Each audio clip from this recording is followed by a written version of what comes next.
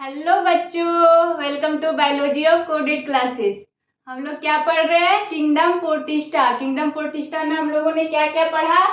Chrysophyta. पहला हम लोग पढ़े थे क्राइसोफाइटा।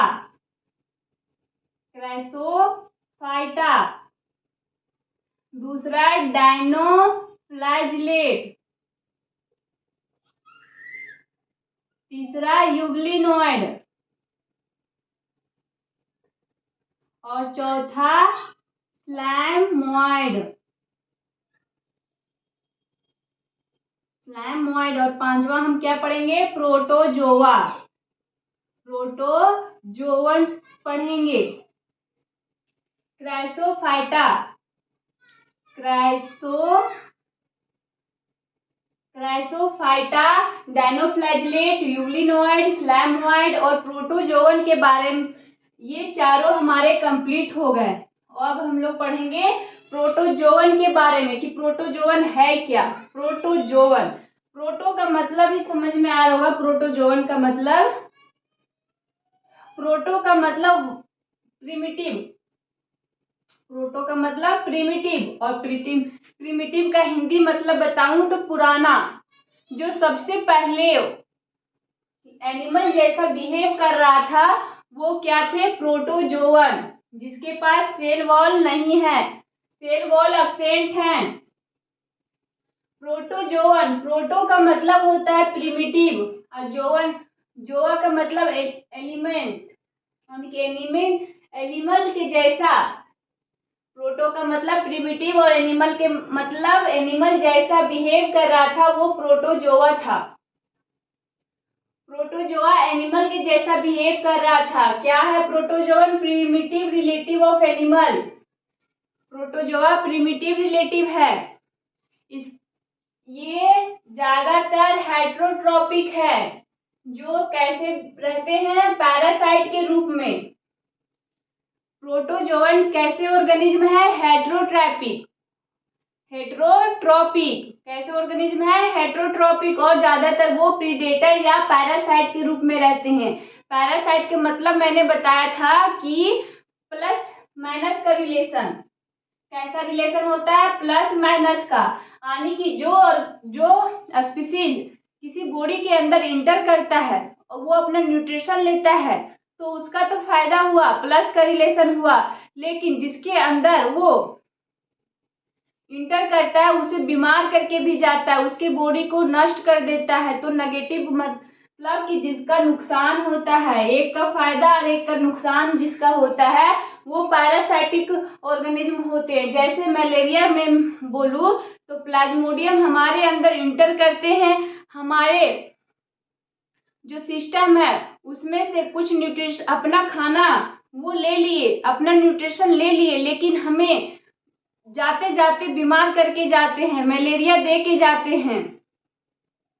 तो ये पैरासाइट का कंडीशन मैंने बताया कि पैरासाइट होता क्या है। प्लाज्मोडियम ज्यादातर पैरासाइट के रूप में रहते हैं और प्रोटोजोअन, सभी प्रोटोजोअन हेट्रोट्रॉपिक है, कोई ऑटोट्रॉपिक नहीं है, ये हेट्रोट्रॉपिक है। एनिमल में भी यही सेम केस देखा जाता है कि एनिमल हेट्रोट्रॉपिक होते हैं, इसीलिए बोला गया है प्रोटोजोअन। प्रोटो का मतलब होता है प्रिमिटिव और जोअन का मतलब होता है एनिमल जैसा।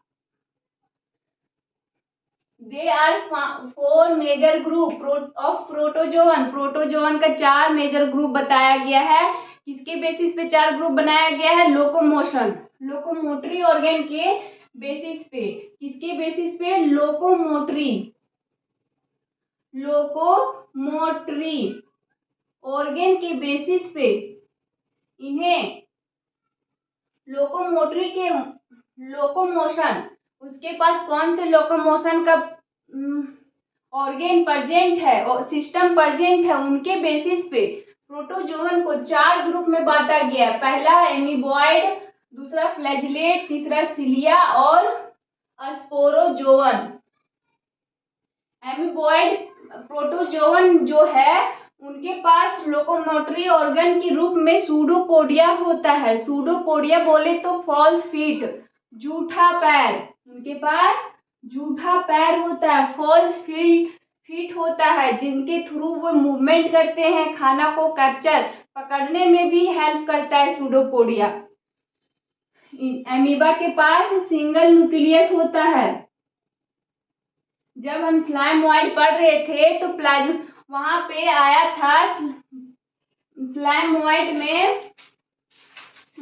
में क्या आया था? प्लाज्मोडियम आया था। जो स्लाइमोइड में क्या आया था? प्लाज्मोडियम, लेकिन उसमें मल्टी न्यूक्लिएटेड था, इसी जैसा स्ट्रक्चर दिख रहा था वो, लेकिन अमीबा में सिंगल न्यूक्लियस होता है। ये मेजर डिफरेंस है। इसमें सूडोपोडिया के वजह से ये अपने खाना को इंगल्फ करते निगलते हैं और मूवमेंट में भी हेल्प करता है। अमीबा के जैसा ये प्रोटोजोअन, इसमें जितने भी अमीबा के जैसा दिखते हैं वैसे स्पीसीज को रखा गया है। ये अमीबॉइड प्रोटोजोअन जो है वो ज्यादातर फ्रेश वाटर, सी वाटर में और मॉइस्ट सोइल में।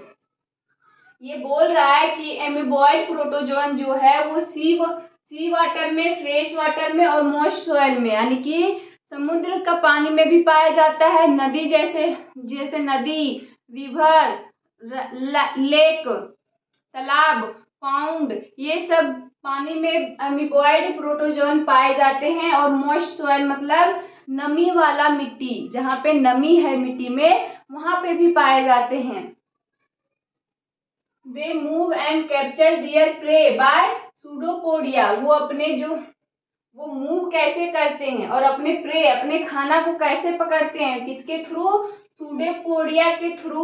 सूडोपोडिया के द्वारा वो अपने प्रे को, अपने खाना को पकड़ते हैं, खाते हैं और मूवमेंट में भी हेल्प करता है सूडोपोडिया।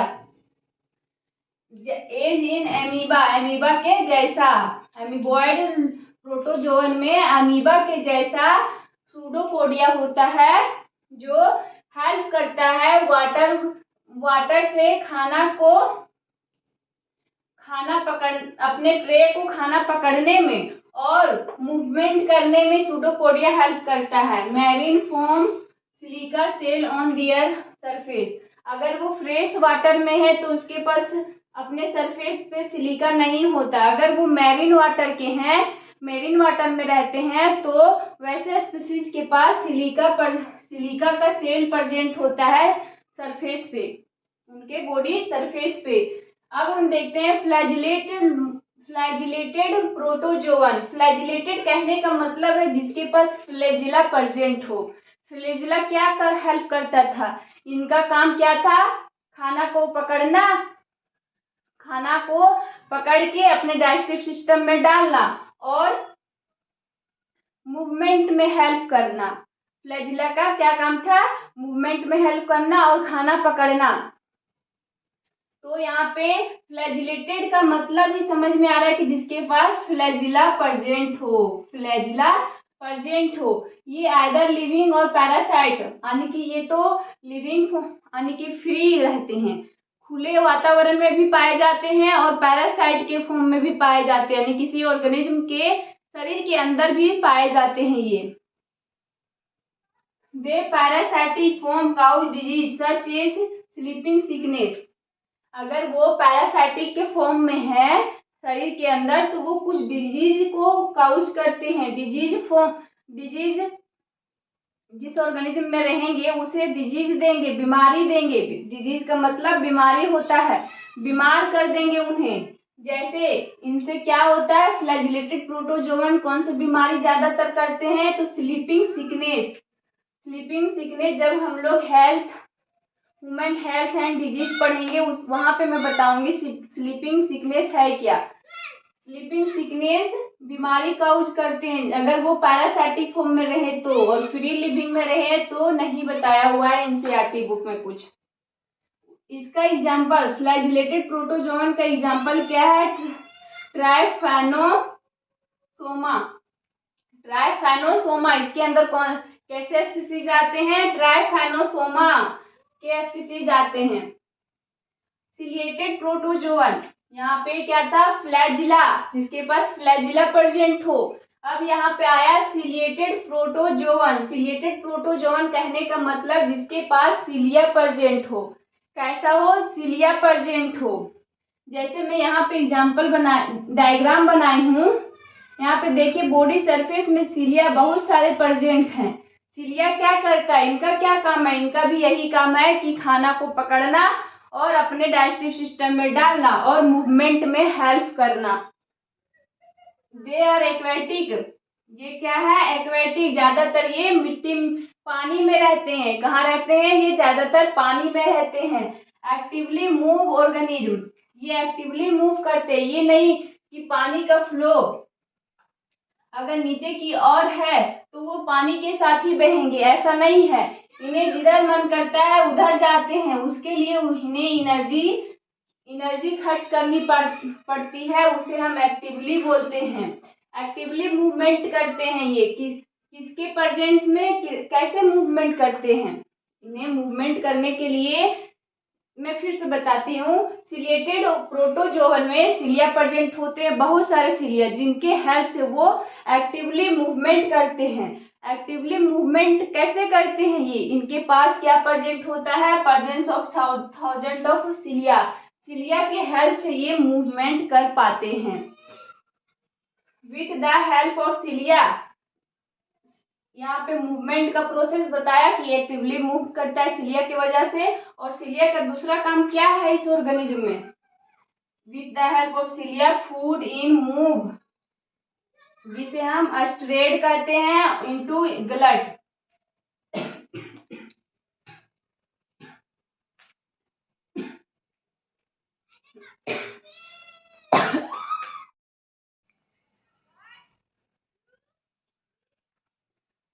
सिलिएटेड प्रोटोजोवन के बारे में देखते हैं। दे आर एक्वेटिक, यानी कि ये ज्यादातर कहाँ पाए जाते हैं?